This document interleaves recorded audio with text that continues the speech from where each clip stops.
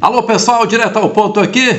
Bom, a conclusão é geral, valeu muito mais pelo resultado do que pelo desempenho o que aconteceu com o Grêmio na tarde e noite deste sábado, lá no Rio, no estádio São Januário contra a equipe do Vasco da Gama. O Grêmio conseguiu obter o empate, gol marcado de cabeça pelo zagueiro Gustavo Martins na segunda etapa e com isso fica numa situação um pouquinho mais tranquila na tabela de classificação do Campeonato Brasileiro e evita aquela que seria a terceira derrota consecutiva no intervalo de 6, 7 dias. Claro, nem todas as derrotas teriam sido pelo Campeonato Brasileiro. Mano até fez essa referência na entrevista coletiva. Houve uma derrota no meio da semana, mas foi pela Copa Sul-Americana, mas o que vale é a camisa do Grêmio, né? E aí sim seria a terceira derrota consecutiva e internamente a situação ficaria bastante complicada. Então, o empate foi festejado, dá para se dizer assim, porque o Grêmio não teve uma atuação boa. Pelo contrário,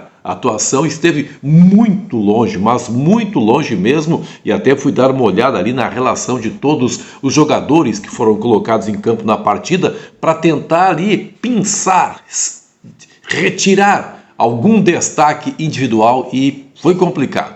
Gustavo Martins, pela marcação do gol, acaba sendo um destaque e parece que ele ganha nesse momento a condição de lateral direito do Grêmio, embora improvisado. Foi muito mal o Igor Serrote no jogo do meio da semana. Gustavo Martins um pouco mais experiente do que ele e tendo o acréscimo de ter marcado um gol, acaba realmente ganhando essa posição.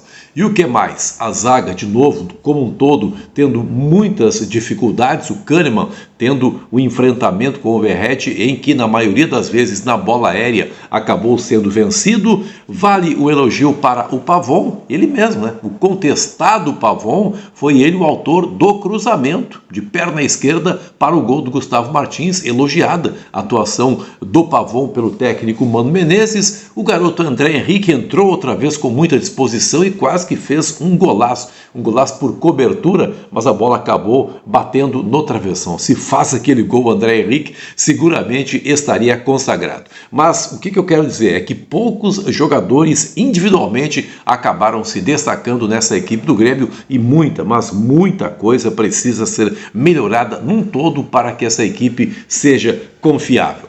Mano falou também sobre o jogo da próxima quarta-feira, aí será o primeiro jogo do Grêmio, já sendo ele o mandante na arena. Agora é outra história, né? Agora o comando do espetáculo fica a cargo do próprio Grêmio e a primeira partida será decisiva contra o Alianza Lima e o Mano fez algumas observações quanto ao que o torcedor pode esperar, dizendo que o Alianza Lima, por exemplo, é um time muito experiente que eliminou a equipe do Boca Juniors na Bombonera por essa mesma Copa Sul-Americana, então seguramente não virá, palavras do Mano Menezes, com ingenuidade para Porto Alegre. O Grêmio tem que ter jogo, tem que ter volume, é o que pede o Mano Menezes e até se apegando à história, né? Se apegando àquelas coisas assim, extracampo, a coisa mística do futebol, dizendo que das 3 vezes em que o Grêmio conseguiu reverter uma situação de 0-2, 2 vezes foram com ele o próprio técnico Mano Menezes. Então, até nesse aspecto, o treinador está se apegando. O que de mais importante aconteceu nesse sábado foi, aí sim, e isso foi o tema do nosso vídeo anterior, a informação de que já o Marcelo Marques, o futuro presidente do Grêmio, é assim, né? Que ele tem que ser chamado, ou alguém acha que com essa compra da gestão da Arena, algum outro candidato terá capacidade de bater o Marcelo Marques? Não terá, né? Então o futuro presidente do Grêmio já decidiu, terá uma reunião na próxima semana com o presidente Alberto Guerra, com o Alexandre Rossato, vice de futebol, para começar a tratar de contratações, antes mesmo dele assumir em janeiro de 2026. Até dizendo ali o Marcelo Marques facilitando as coisas para mim mesmo, né? Já pegando a equipe numa situação melhor. O que não dá é para deixar o Grêmio mergulhar aí num Z4, acabar sendo rebaixado, e aí seria desastroso o começo da próxima gestão. Então o Grêmio terá reforços que serão buscados muito criteriosamente para que a equipe possa ser um pouco mais confiável no restante deste ano de 2025. E um dos reforços, e aqui não se sabe exatamente se já seria uma indicação da equipe do Marcelo Marques, um desses reforços, a informação que dá é o Eduardo Gabardo, no site Gaúcha ZH, repórter da Rádio Gaúcha. Um desses reforços pode ser o zagueiro paraguaio Balbuena. Lembram dele? Ex-jogador do Corinthians, foi campeão brasileiro em 2017 jogando pela equipe do Corinthians. Jogava demais naquela época o Balbuena, tanto que depois acabou deixando o clube, foi jogar no futebol inglês, jogou no West Ham, jogou no Dinamo de Moscou.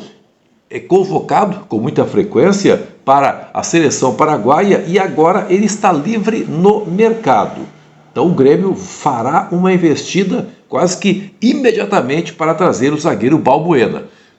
Eu não sei exatamente como ele está agora. Se for um pouco daquele grande Balbuena, será muito melhor do que os zagueiros que já estão no Grêmio nesse momento. Poderá fazer uma grande dupla aí com o Wagner Leonardo. Então esse é o nome. A informação que surge nesse sábado, possibilidade da contratação do Balbuena, é um zagueiro que já tem 33 anos de idade e fez 167 jogos pela equipe do Corinthians, na qual, repito, acabou sagrando-se campeão brasileiro. Certo, pessoal? É o que tínhamos aí neste final de sábado. Muito obrigado pelo carinho que você tem com esse canal. Aproveita ali, vai no botão da inscrição. Achou ali? Te inscreve, por favor, aqui no canal do Luiz Henrique Benfica. E amanhã tem mais, certo? Grande abraço. Tchau, tchau.